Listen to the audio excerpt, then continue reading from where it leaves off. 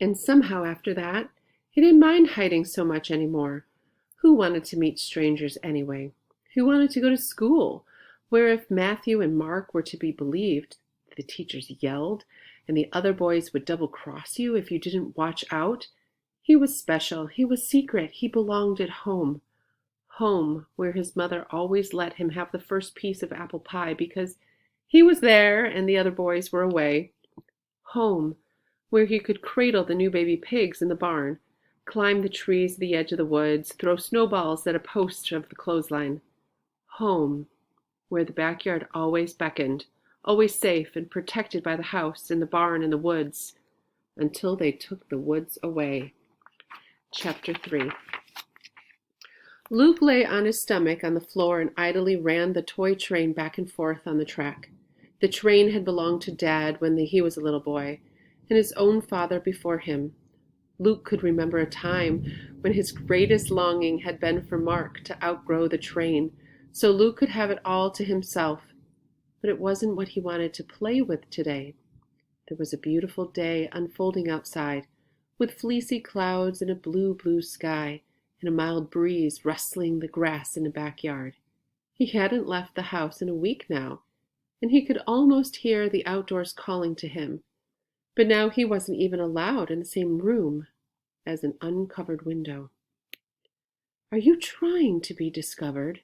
Dad had bellowed at Luke just that morning, when he held the shade a few inches back from the kitchen window and peeked out longingly.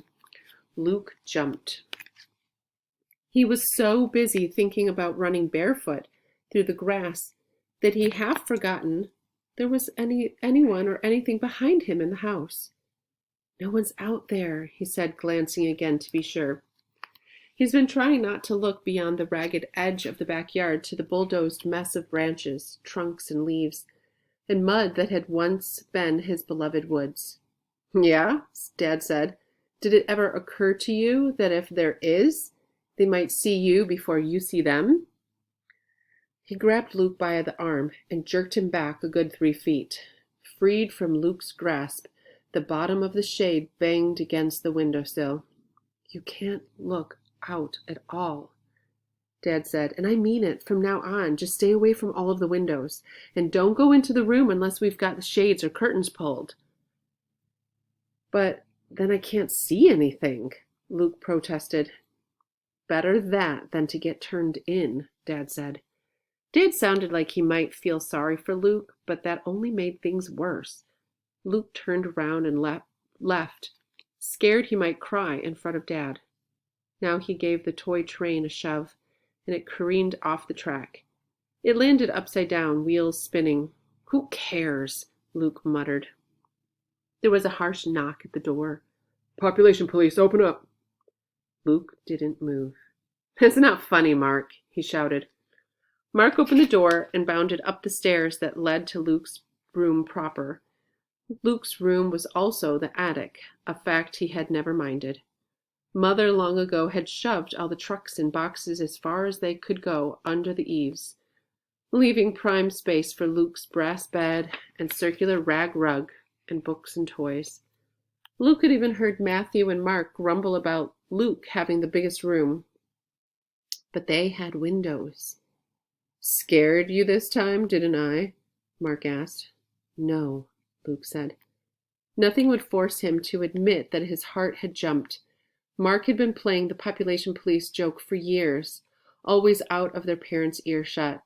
Usually Luke just ignored Mark, but now, with Dad acting so skittish, what would Luke have done if it really had been the population police? What would they do to him? "Matt and me would never told anyone about you," Mark said, suddenly serious, which was strange for him. "And you know Mother and Dad don't say anything. You're good at hiding, so you're safe, you know." "I know," Luke muttered. Mark kicked the toy train Luke had crashed. "Still playing with baby toys?" he asked, as if to make up for slipping and being nice. Luke shrugged. Normally, he would have wanted Mark to know he played with the train anymore, but today, everything else was so bad that didn't matter. "Did you come up here just to bug me?" Luke asked. Mark put on an offended look. Thought you might want to play checkers, he said. Luke squinted. Mother told you to, right? He asked. No. You're lying, Luke said, not caring how nasty he sounded. Well, if you're going to be that way, just leave me alone, okay? Okay, Mark backed down the stairs. Jeez. Alone again, Luke felt sorry, a little sorry he'd been so mean. Maybe Mark had told the truth. Luke should apologize. But he didn't really feel like it. Luke got up and started pacing the room. The squeak of the third board in the stairs annoyed him. He hated having to duck under the rafters at the far side of his bed. Even his favorite model cars lined up on the shelves in the corner bothered him today. Why should he have model cars? He never had sat in a real one. He never would. He'd never get to do anything or go anywhere. He might as well just rot up here in the attic. He'd thought about that before on a rare occasion when Mother, Dad, Matthew, and Mark all went somewhere and left him behind. What if something happened to them and they never came back? Would someone find him years from now, abandoned and dead? He'd read a story in one of the old books in the attic about a bunch of kids finding a deserted pirate ship and then a skeleton in one of the rooms. He'd be like that skeleton. And now that he wasn't allowed in rooms with uncovered windows, he'd be a skeleton in the dark. Luke looked up automatically, as if to remind himself that nothing lit the rafters but the single bulb over his head, except there was light at either end of the ceiling, leaking in under the peak of the roof. Luke stood up and went to investigate. Of course, he should have remembered. There were vents at each end of the roof. Dad grumbled occasionally about heating the attic for Luke. It's just like throwing money out those vents. But Mother's always fixed him with one of her stairs, and nothing changed. Now Luke climbed on top of one of the largest trunks and looked down through the vent. He could see out. He could see a strip of the road and the cornfield beyond, its leaves waving in the breeze. The vent slanted down and limited his view, but at least he was sure nobody would ever be able to see him. For a moment, Luke was excited, but that quickly faded. He didn't want to spend the rest of his life watching the corn grow. Without much hope, he stepped down from the trunk and went to the other end of the attic, the portion that faced the backyard. He had to slide boxes around and drag an old step stool from the opposite end of the attic, but finally his eyes were level with the back vent. The view was not of the backyard, it was too close, but of the former woods. He'd never realized it before, but the land there sloped away from the family's house, so he had a clear view of acres and acres that once had been covered with trees. The land was abuzz with activity now. Huge yellow bulldozers shoved brush back from a rough road that had been traced out with gravel.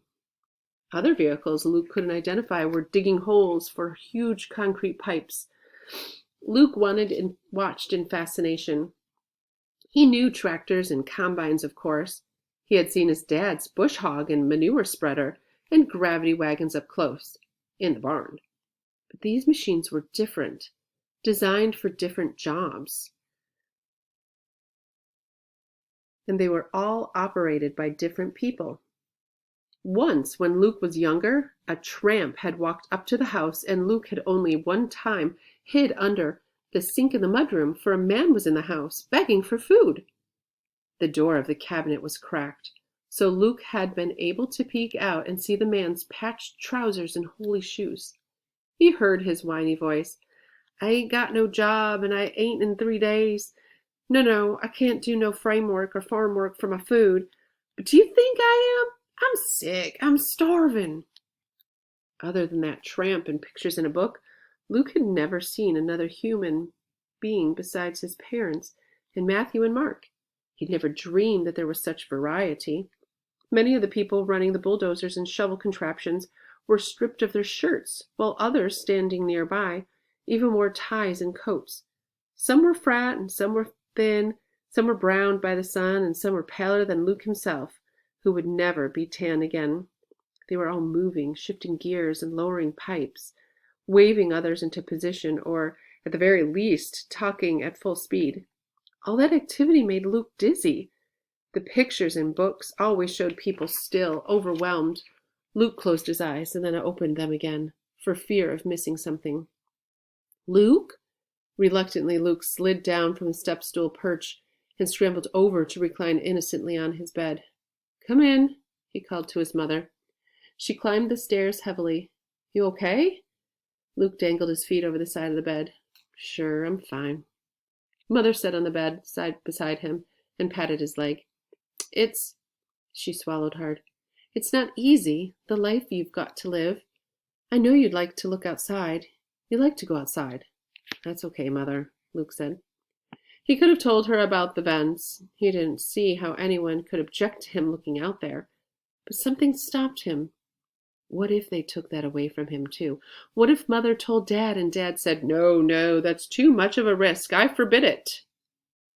Luke wouldn't be able to stand it. He kept silent. Mother ruffled his hair. You're a trooper, she said.